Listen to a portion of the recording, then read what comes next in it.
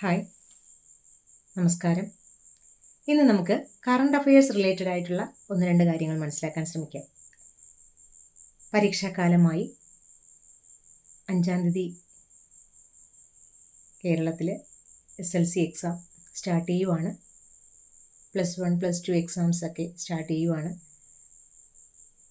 പരീക്ഷാ പേടി അകറ്റുന്നതിനായിട്ട് കേരള പോലീസ് ആരംഭിച്ച ഹെൽപ്പ് ഡെസ്ക് പദ്ധതിയാണ് ചിരി.